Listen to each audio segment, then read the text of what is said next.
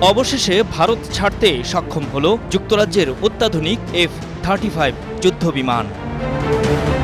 11,50,00,000 মূল্যের স্টিলথ বিমানটিকে 1 মাসেরও বেশি সময় ধরে অচল হয়ে পড়ে থাকতে হয়েছে ভারতের কেরালার একটি বিমানবন্দরে। শক্তিশালী এই বিমানের এমন রুগ্ন দশায় এটি নিয়ে হাস্যরসের বন্যা বয়ে যায় দেশটিতে।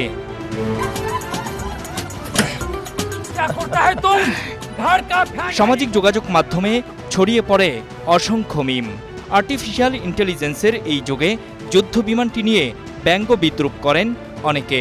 কেউ বিমানটিকে কলার চিপসের প্যাকেট ধরিয়ে দিয়ে লেখেন, শান্তি পেলাম, আর যেতে চাই না।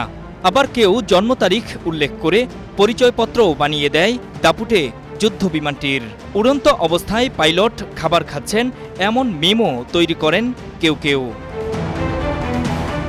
এত সবের মাঝেও ব্রিটিশ সরকার যুদ্ধ বিমানটি সচল করতে চেষ্টা চালিয়ে যাচ্ছিল। তাদের প্রকৌশলীরা মেরামত করার পর অবশেষে মঙ্গলবার এটি উড়তে সক্ষম হয়।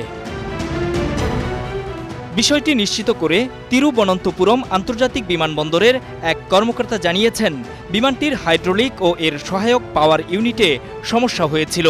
সেটি ঠিক করার পর বিমানটি এখন অস্ট্রেলিয়ার ডারউইনে ব্রিটিশ বিমানবাহী জাহাজে যোগ দিয়েছে। এর আগে গত 14 জুন বিমানটি ভারতে অবতরণ করে। আরব সাগরে নিয়মিত উড্ডয়নের সময় বৈরী আবহাওয়ার কবলে পড়েছিল বিমানটি, ফলে ব্রিটিশ নৌবাহিনীর প্রধান বিমানবাহী রণতরীতে অবতরণ করতে পারেনি। বাধ্য হয়ে বিমানটি তিরুবনন্তপুরমে অবতরণ করে। এরপর যান্ত্রিক ত্রুটি দেখা দিলে আর উড়তে পারছিল না সামরিক বিমানটি। এদিকে দীর্ঘদিন পড়ে থাকায় ভারতীয়দের মাঝে জল্পনা ছড়িয়ে পড়ে, ঠিকঠাক করতে না পারলে বিমানটি হয়তো ভেঙে চুরে কার্গো বিমানে করে যুক্তরাজ্যে নিয়ে যাওয়া হবে। কিন্তু তখন এই জল্পনা উড়িয়ে দিয়েছিল যুক্তরাজ্যের প্রতিরক্ষা মন্ত্রণালয়।